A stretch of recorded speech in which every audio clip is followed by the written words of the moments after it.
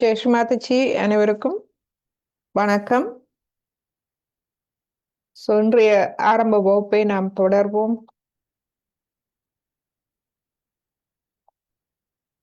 இதுவரை ஆகிய சக்கரம் வரை நாம் பார்த்தோம்.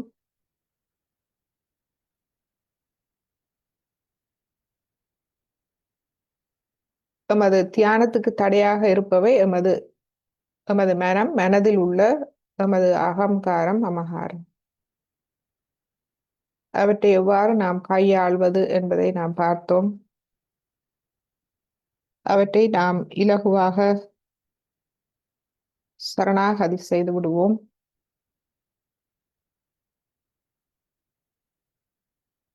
செய்து கவனத்தை தலை உச்சியில் வைத்து சிறிது நேரம் எம்மை நாம் கவனிப்போம்.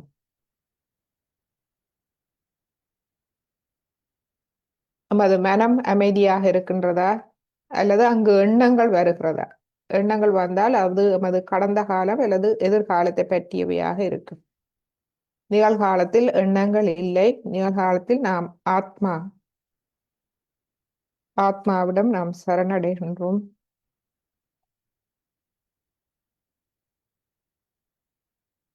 எனவே இந்த ஒரு மெல்லிய இசை, இந்த இசையை கேட்டு சாஸ்திரம் வழியாக நாம் கேட்போம். கேட்டு நமது மனதை நாம் கவனித்து நாம் தியான நிலைக்கு செல்ல முடிகின்றதா என்று பார்ப்போம்.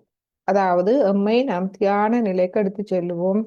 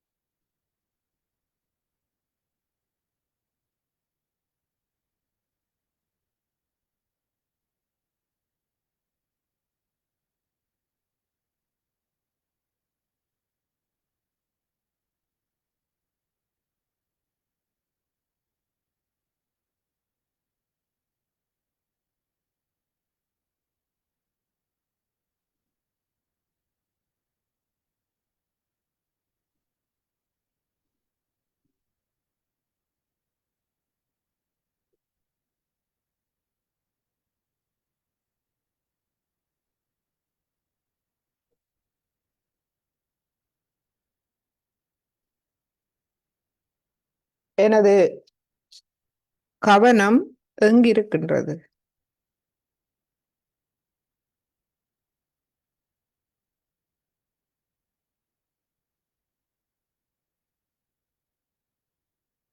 எனது கவனம் பிரம்மராந்திரம் வழியாக உள்முகமாக சுழுமுனை நாடி வழியாக இருக்கின்றதா? அப்படி இல்லாவிட்டால் பல வழிகள் இருக்கின்றது.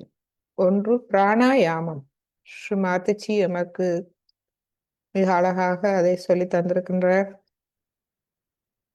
நீங்கள் 5 நிமிடம் கூட செய்ய தேவையில்லை. ஒரு 3 தடவை செய்தால் போதுமானது. பிரம்மராந்திரம் வழியாக மூச்சை உள்ளிழுத்து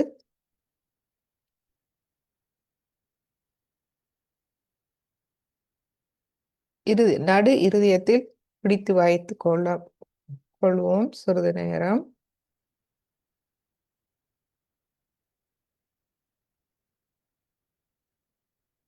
பின்பு வழிவிடுவோம். பின்பு சிறிது நேரம் எமது பிரம்மராந்திரத்தில் அமைதியாக இருப்போம்.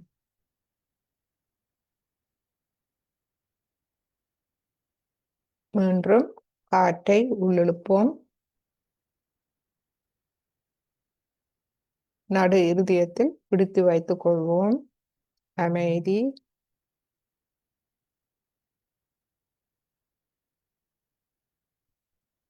வெளிவிடுவோம். பிரம்மராந்திரத்தில் அமைதி.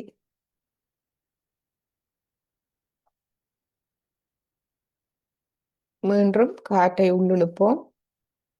இப்பொழுது சுழுமுனை நாடி வழியாக மூலாதாரத்துக்கு செல்லுவோம். மூலாதாரத்தில் அமைதி.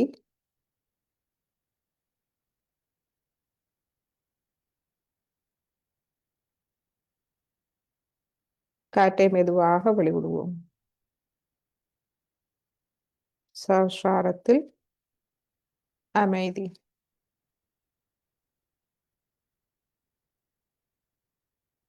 இப்பொழுது எமது சுவாசத்தை சாதாரண நிலைக்கு எமது கவனத்தோடு அமைதியான நிலைக்கு கொண்டு வருவோம்.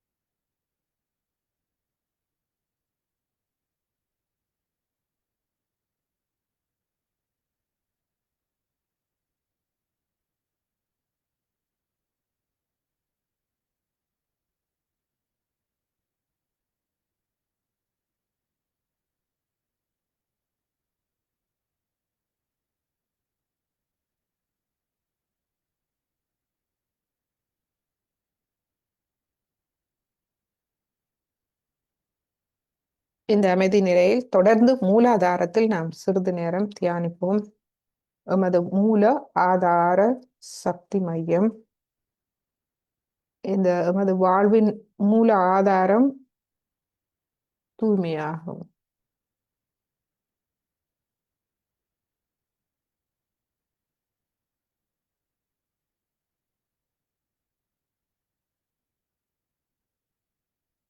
எமக்குள் இருக்கும் தூய்மை ஆத்மாவின் ஆளுமைகள் அனைத்தும் நமக்கு ஆனந்தத்தை தரும்.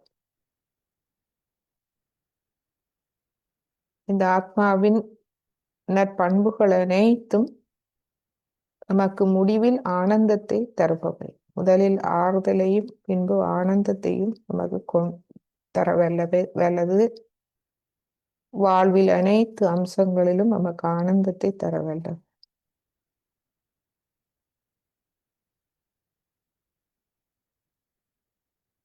மற்றும் நமது மூலாதாரத்தில் நாம் எமக்குள் இருக்கும் தீய சக்திகள் மற்றும் வெளியில் இருந்து எம்மை தாக்கும் தீய சக்திகளை ஆளும் திறனை எமக்கு தருகின்றது. இவற்றை நாம் திறமையாக கையாளும் பொழுது ஆத்மாவின் மேன்மையையும் கண்ணியத்தையும் நாம் உணர்கின்றோம்.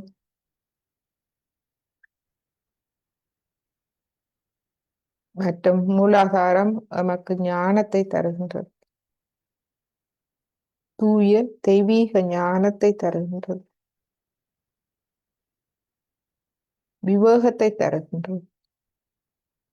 நல்லது எது கெட்டது எது என்ற பகுத்தறிவை விவேக புத்தியை நமக்கு தருகின்றது.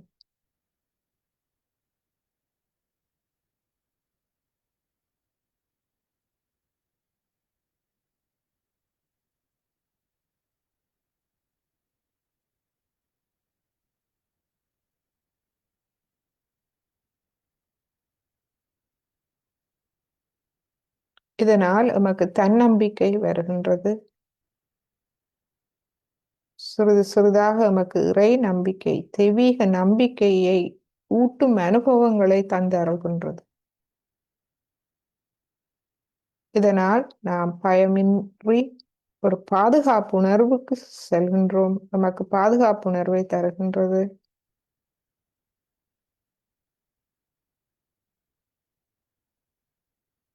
படிப்படியாக நாம் அந்த தெய்வீக அன்பை உணர ஆரம்பிக்கின்றோம். நமக்கு இந்த உலகில் யாரும் இல்லாவிட்டாலும்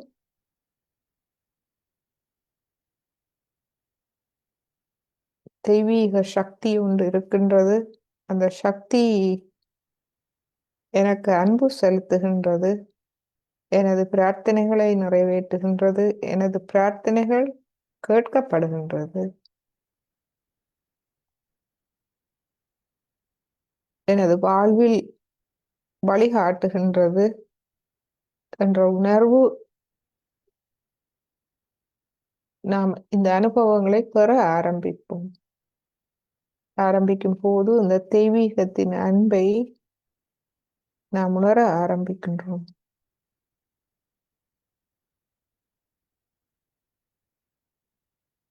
வாழ்வில் புனிதம், மங்களகரம் ஒன்றொன்றாக வர ஆரம்பிக்கின்றது. மூலாதாரத்தின் ஆசீர்வாதங்களை நாம் உணர ஆரம்பிக்கின்றோம்.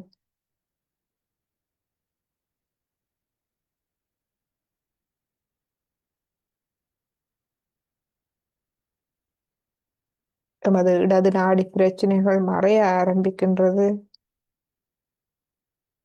பழையவை, எமது மமகாரம், கடந்த கால வாழ்வின் தாக்கங்கள், நாம் செய்த தவறுகள், எமது மனக்கட்டுப்பாடுகள் அனைத்திலிருந்தும் நாம் மெதுவாக விடுபட்டு ஆத்மா, ஒரு தூய ஆத்மாவாக நாம் எம்மை அடையாளம் கண்டு கொள்கின்றோம்.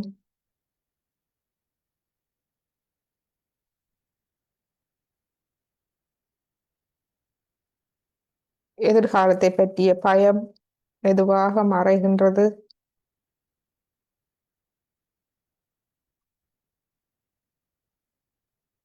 நான் தனித்தவன் அல்ல, இந்த பரபிரம்மத்தின் ஒரு அங்கம். இந்த முழுமையே என்னை கவனித்துக் கொள்கின்றது என்ற உணர்வு வரும்போது எதிர்காலத்தை பற்றிய பயம் மறைந்து ஒரு பாதுகாப்பு உணர்வு வருகின்றது. இதனால் ஆணவம், அகங்காரம், அதிகாரம், கோபம், சினம் இவை மறைகின்றது. கடந்த கால வாழ்க்கையால் நாம் செய்த தவறுகள், மற்றவர்கள் எமக்கு செய்த தீங்குகள், இவற்றால் ஏற்பட்ட கசப்பான அனுபவங்களால் எமக்கே தெரியாமல் கோபம், சினம், வெறுப்பு என்பன ஒளிந்திருக்கின்றது. இவை அனைத்தும் மறைய ஆரம்பிக்கின்றது. மெதுமெதுவாக இந்த தெய்வீக அன்பில் கரைய ஆரம்பிக்கின்றது.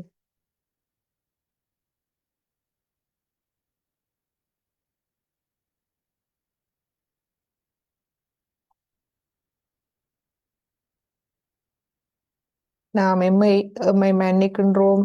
எமது தவறுகளை மன்னிக்கின்றோம்.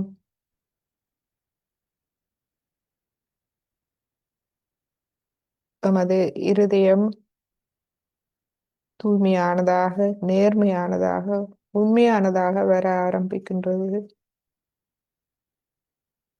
நாம் எமது தவறுகளை முழுமையாக மன்னிக்கின்றோம். எமது முட்டாள்தனம், அறியாமை அனைத்தையும் நாம் மன்னிக்கின்றோம். ஆத்ம ஞானம், ஆத்ம ஒளி எமது மனக்கண்ணை திறக்க ஆரம்பிக்கின்றது.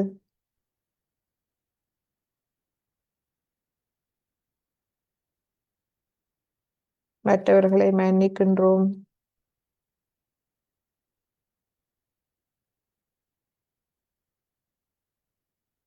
எமக்கு கருணை, பணிவு, எமது சிரசு அன்பாலும் கருணையாலும் பணிவாலும் நிறைய ஆரம்பிக்கின்றது.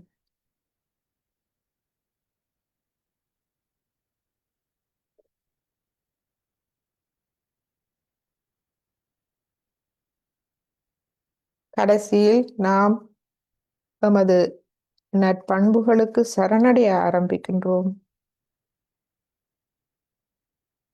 தம்மம் சரணம் கச்சாமி. எமக்குள் இருக்கும் தர்மம், நற்பண்புகள், நல்லொழுக்கம் என்பவற்றுக்கு நாம் சரணடைய ஆரம்பிக்கின்றோம். அவற்றை வணங்க ஆரம்பிக்கின்றோம்.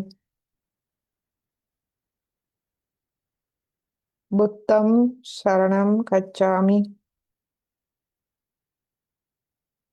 எமது இந்த ஆத்ம விழிப்புணர்வுக்கு தலை வணங்கி அதனிடம் சரணடைய ஆரம்பிக்கின்றோம்.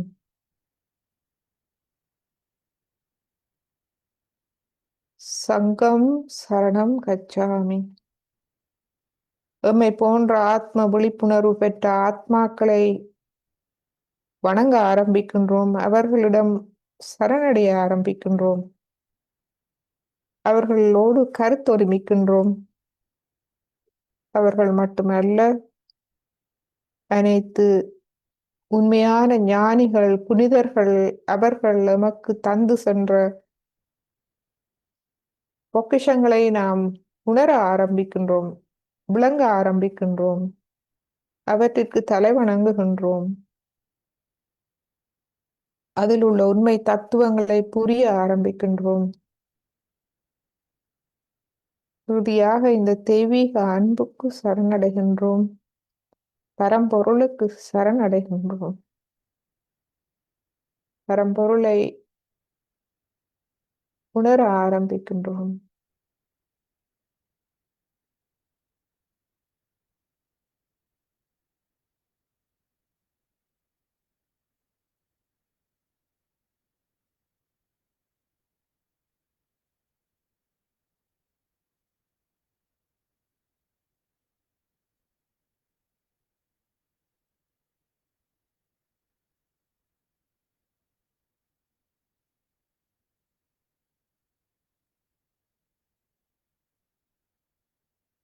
விண்ணுலகில் இருக்கும் எங்கள் தந்தையே, தங்கள் நாமம் பரிசுத்தப்படுவதாக. இந்த வசனத்தை நாம் இதயபூர்வமாக இதயத்தின் மூலமாக விளங்கிக் கொள்வோம். இதயபூர்வமாக விளங்கும் போது தந்தையின் நாமம் எவ்வாறு பரிசுத்தமடையும்? குழந்தைகளின் நல்லொழுக்கத்தால். இந்த வசனத்தில் நாம் எமது நற்பண்புகளை நாம்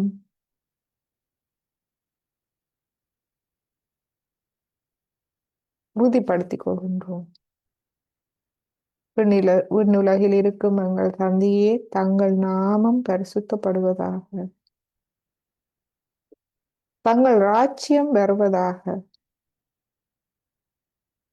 விண்ணுலகில் நிறைவேறுவது போல் இந்த பூமியிலும் தங்கள் சித்தம் நிறைவேறுவதாக.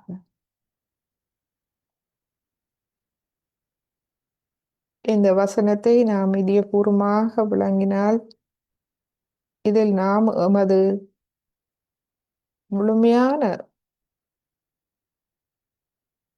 ஸ்ரதா, ஃபெய்த், அதாவது முழுமையான இறை சக்தி, தெய்வீக சக்தியின் இடம் நமக்கு இருக்கும் முழுமையான நம்பிக்கையை, அறிவூட்டப்பட்ட நம்பிக்கையை நாம் வெளிப்படுத்துகின்றோம். தங்கள் ராஜ்யம் இவ்வுலகில் வரும், விண்ணுலகில் நிறைவேறுவது போல் இப்பூ உலகிலும் தங்கள் விருப்பமே நிறைவேறும். இதில் எந்த சந்தேகமும் இல்லை.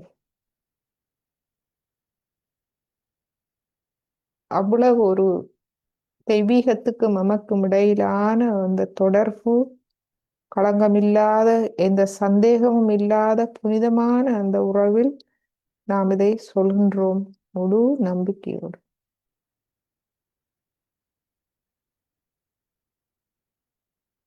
எங்களுக்கு இன்று அருளுங்கள், எங்களுடைய அன்றாட தேவைகளை பூர்த்தி செய்யுங்கள். இதுவும் முழுமையாக தன் நம்பிக்கை, இறை நம்பிக்கையால் நாம் மிகவும் பாதுகாப்பாக உணர்கின்றோம். எமது அன்றாட தேவைகள் தானாக பூர்த்தி செய்யப்படும். இந்த இந்த ஆனந்தத்தை நாம் வெளிப்படுத்துகின்றோம் பிரார்த்தனையாக. எங்கள் எல்லை மீறுதல்களை மன்னியுங்கள், நாங்கள் பிறரின் எல்லை மீறுதல்களை மன்னிப்பது போல். இதில் நாம் உறுதியளிக்கின்றோம், மற்றவர்களை நாம் முழுமையாக மன்னிக்கின்றோம்.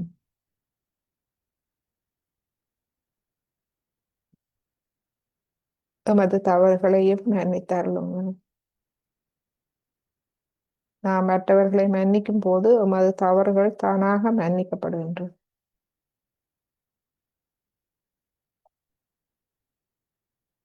நாங்கள் உலக சலனங்களுக்கு ஆளாகாமல் இருக்கவும் தீய சக்திகளிலிருந்தும் எம்மை மீட்டுக் கொள்ளுங்கள். இந்த பிரார்த்தனை மிகவும் அவசியமானது. இங்கு நமக்கு தெய்வீகத்தின் துணை, அவருடைய பாதுகாப்பு, அவர் எம்மை காத்தருள வேண்டும். முக்கியமாக இந்த உலக சலனங்களில் சிக்கிக்கொள்ளாமல் தீய சக்திகளின் தாக்கங்களுக்கு நாம் உட்படாமல் எம்மை பாதுகாத்தருள நாம் வேண்டிக் கொள்வது மிகவும் அவசியம்.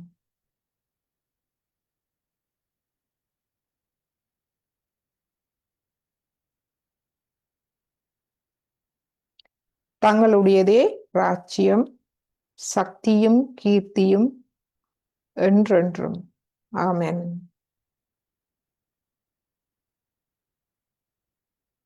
முழுமே பரம்பொருளே எங்கும் நிறைந்திருக்கின்றது.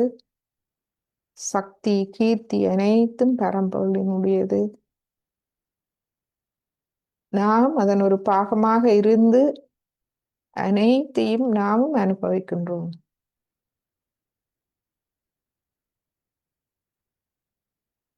இதில் நாம் கூட்டு விழிப்புணர்வை வெளிப்படுத்துகின்றோம்.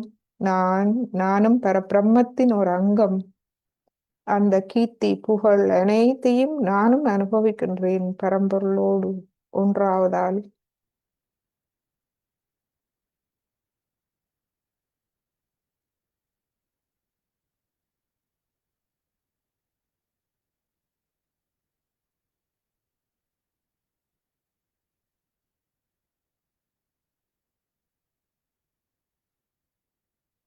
இப்பொழுது நமது பிரமராந்திரம்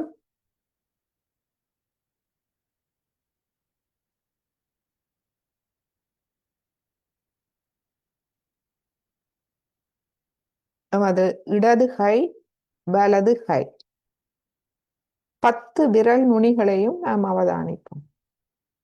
எமது 2 கைகளையும் இருதய மட்டத்துக்கு கொண்டு வருவோம்.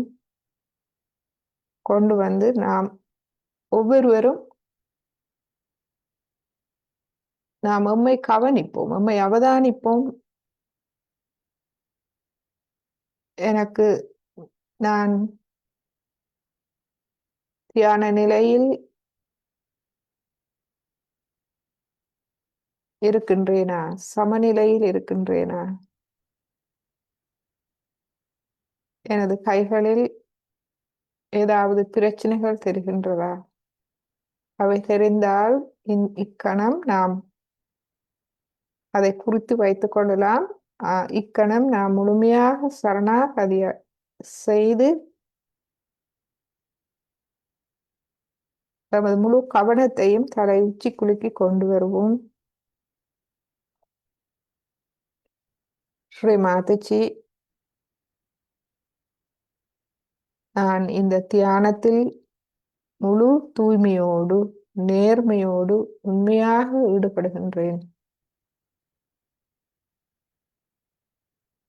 என்னை முழுமையாக தூய்மைப்படுத்தி என்னை தியான நிலைக்கு எடுத்து செல்லுங்க.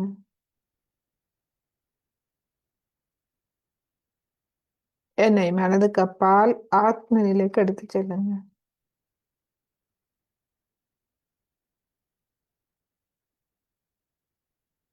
நான் எனது இருதயத்தை முழுமையாக திறந்து என்னை முழுமையாக தங்களுக்கு வெளிப்படுத்துகின்றேன். தங்கள் முன்பாக அமர்ந்திருக்கின்றேன் தாயே.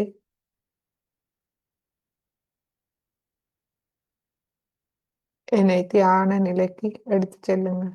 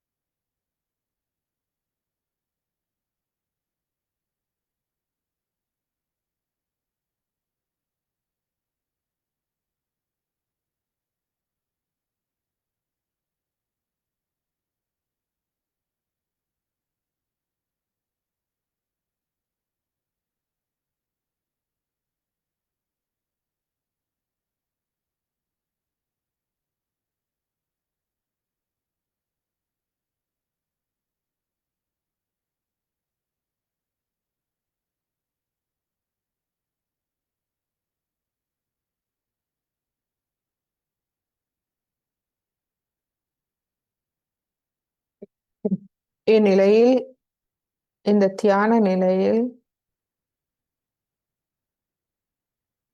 நாம் ஒரு பாடலை கேட்போம். இந்நிலையில் நாம் அல்லாஹு அக்பர், God is great, நாம் பரம்பொருளோடு ஒன்றானதும் அங்கு வேறுபாடு இல்லை. ஆத்மாக்கும் பரமாத்மாக்கும் வேறுபாடு இல்லை.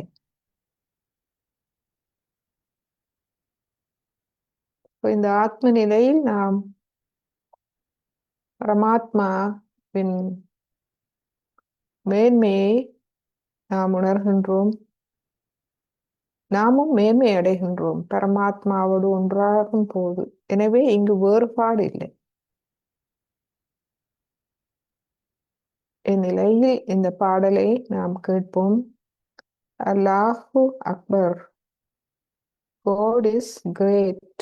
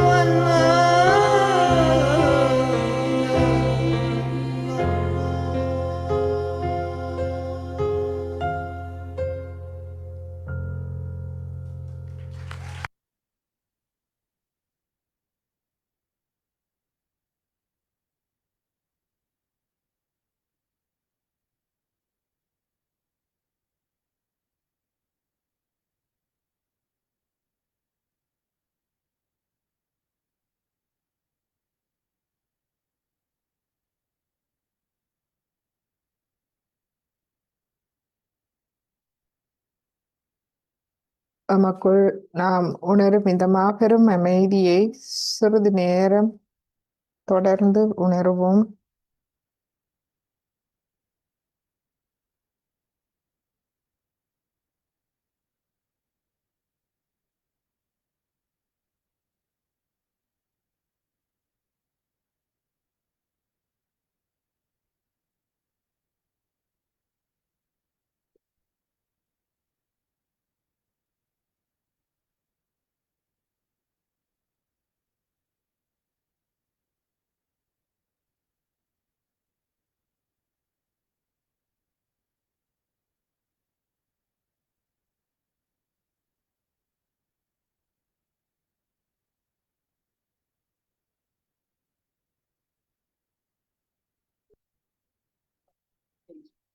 It's a funny thing that a mother has to ask for a gift. And the gift you have to give first one is that you should be peaceful. You should express peacefulness through your own character. But it doesn't mean that you should be people who are weak or are, we can say that, are morbid people or people who tolerate nonsense. No, there is a way of resistance. But the resistance. இந்த அமைதி நிலையில் நாம் ஸ்ரீமாதாஜியின் ஒரு அருளுரையை கேட்போம். அமைதி பற்றிய அருளுரை.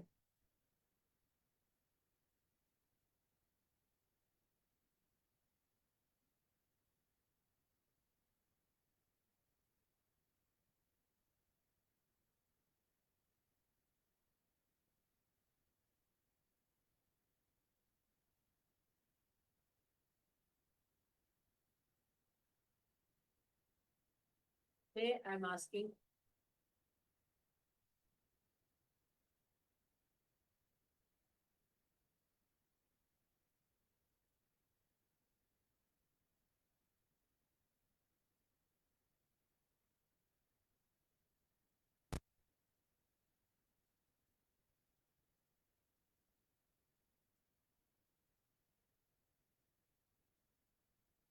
So today I'm asking for two things. It's a funny thing that a mother has to ask for a gift. And the gift you have to give, first one, is that you should be peaceful people. You should express peacefulness through your own character. But it doesn't mean that you should be people who are bleak or who are, we can say that, are morbid people or people who tolerate nonsense. No, there is a way of resistance, but a resistance of a peaceful resistance, that you are not afraid of anything, you are not frightened of anything, you are not going to bow down to anything, you are not going to compromise with anything, but you are peaceful. That sort of a temperament you must develop and also express outside is very important. And second one is the this love, this peace and all this should express your love to others. Love to others. Try to have peace with yourself. Don't fight with yourself. We all have to be very peaceful people, and you have seen my peaceful nature has solved so many problems just like that. So try to achieve that peace within. That peace should not be lost at any cost and should not be also expressed outside in a way like I sometimes, my peace itself becomes terrible. But you don't have that kind of possibility, so you just don't do it. You just don't do it. Never do it that way. Try to be extremely peaceful. Try to make your forehead relaxed. Keep your forehead relaxed. Try to trust yourself. Open your Agya, open your Ekadasha and your Sahasrara, and your heart will open. Once your Sahasrara is open, your heart will open automatically. So you will have a peaceful life. Let everybody live peacefully within themselves and give peace to others, so that this peace will become a nucleus for the peace of the world. So your great task today is to establish a great source of peaceful people. We are so many Sahajogis here.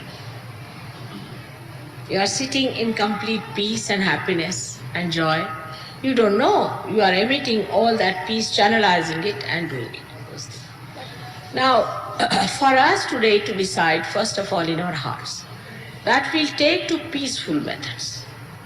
When we are traveling, we'll be taking to peaceful methods. Anybody who is trying to provoke you or trying to create a problem or divide you on any issue whatsoever, run away from that person as fast as possible. Anybody who talks of peace, the peacemakers, stick on to that person. Then only you will understand that you are also getting peace. Here you have come to get peace, not to create problems or to listen to your problems, but to get to peace. Peace is a nature or is the quality of your spirit. So once you jump onto your peace, somehow what happens that you go beyond the cause and the effect. You are beyond the cause and the effect. So the cause disappears and the effect also disappears. So today we all have come here to worship the peace, the within and the without. Let us be peaceful. So you have your love, which is pure, without any lust or greed. You love others only because you are in love. And then secondly, you are blessed with peace. You are absolutely at peace with yourself, and you'll be amazed with peace, wisdom will come into. You will be regarded as the wisest man, wisest woman, because you are at peace with yourself. Only in peace you can discover the truth. You can discover every solution that you want. You become very, very wise and sensible person, outstandingly great than others. You are not like common general people. Peace. The peace has to be within to begin with. You have to be peaceful within yourself. If you are not peaceful, if you are playing tricks with your ego, if you are just satisfying yourself saying that you are peaceful, you are sadly mistaken. Peace is to be enjoyed within yourself. It is to be felt within yourself. So do not give wrong satisfactions to yourself. Do not give false notions to yourself. Don't cheat yourself. Peace has to be felt within yourself. And if you are not feeling that, you shouldn't come and ask me, Mother, why am I not feeling? Because I'm not going to tell you that's something wrong with you. You have to work it out that you should feel peaceful within yourself. It is not that if you have too much of silence outside, you feel peaceful. The peace has to be within yourself. You have it. Your spirit is absolutely peaceful, avyagra, without restlessness. There is no restlessness in your spirit. Absolutely peaceful and steady.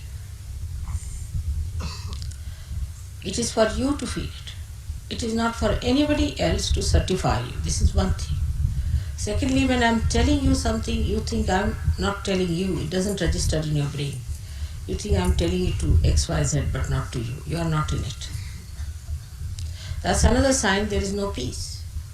Because there is no peace, there is no registration. Only the peace within can register whatever is auspicious, whatever is nourishing for your growth. So try to make peace with yourself. Do not fight with yourself. Why should I do it? I'm so bad. I should not have done it. All these things you should not do. Try not to fight with yourself, first of all. Then you fight with me. Why am I like this? Why should it be like this with me? Why is it I catch? Why? How am I to answer such a question? It's very aggressive. I think it's very aggressive attitude of many surgeons to come and ask me such a question. Why? Because I can't tell you what's wrong with you. It's not in my culture. You should find yourself what's wrong with you. But it's not what's wrong with you is the problem. What's right with you is the attitude. Whatever is right with you, put your foot on that, establish yourself on that point, and then develop yourself higher. Out of peace comes the joy, the light of joy, the happiness. I wish peace for the whole world, for the whole nation. To understand, to give up all the strives, all the false battles for money and for power, all wrong ideas that they are different from each other, and come under the banner of Sajjiva and enter into the kingdom of God, where they are invited with all respect and love. I wish peace to all of them, to all the countries, all the human beings, in their families, in their hearts, with their children, with all of them. Let there be peace. Let their heart emit peace, their tongue speak with peace, their eyes see nothing but peace.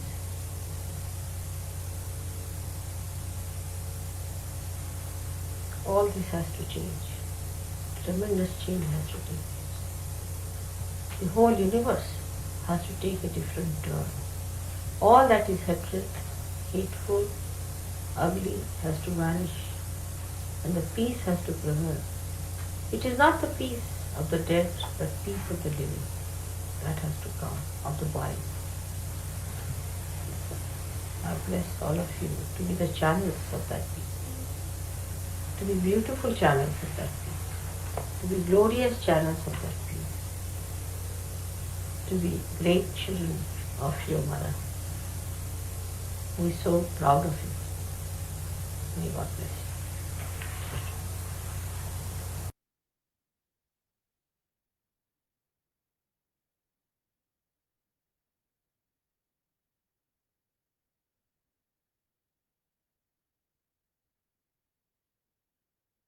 சிறிது நேரம் ஒரு அமைதியான தியானத்தில் இருப்போம்.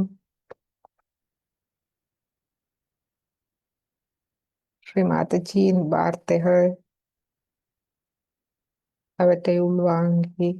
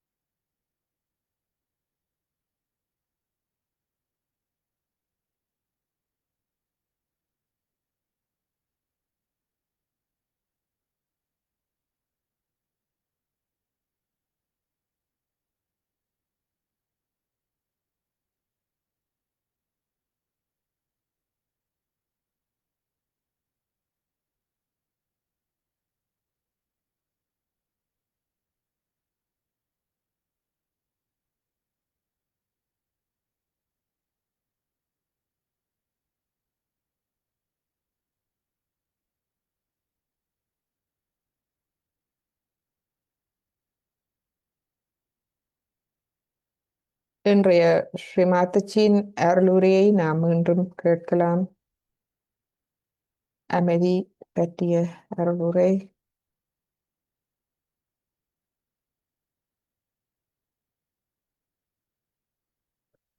அமைதி என்பது ஆத்மாவின் குணமாகும்.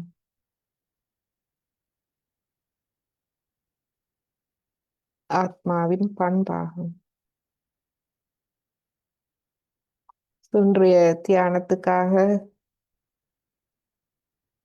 எம்மை இன்று இந்த அமைதி நோக்கி வழி நடத்தியதற்காக ஸ்ரீ மாதாஜியின் அருளுரைக்காக அவருடைய அருளின் மூலமாக எம்மை வழி நடத்தி எமக்கு இந்த அமைதியை என்று கூட்டாக தந்ததற்காக ஸ்ரீ மாதாஜிக்கு அனந்த கோடி நன்றிகளை இதயபூர்வமாக தெரிவித்து குண்டலினி அணையை எழுப்பி கவசமிட்டு இன்றைய தியானத்தை நாம் முடித்துக் கொள்வோம்.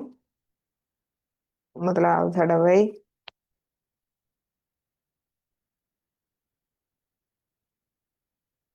இரண்டாவது தடவை மூன்றாவது தடவை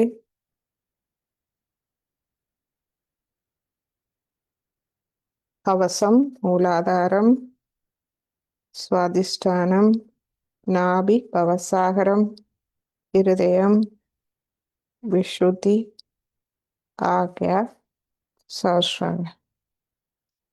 இரு கைகளையும் கூப்பி ஸ்ரீ மாதாஜியை வணங்கி இன்றைய தியானத்தை நாம் முடித்துக் கொள்வோம்.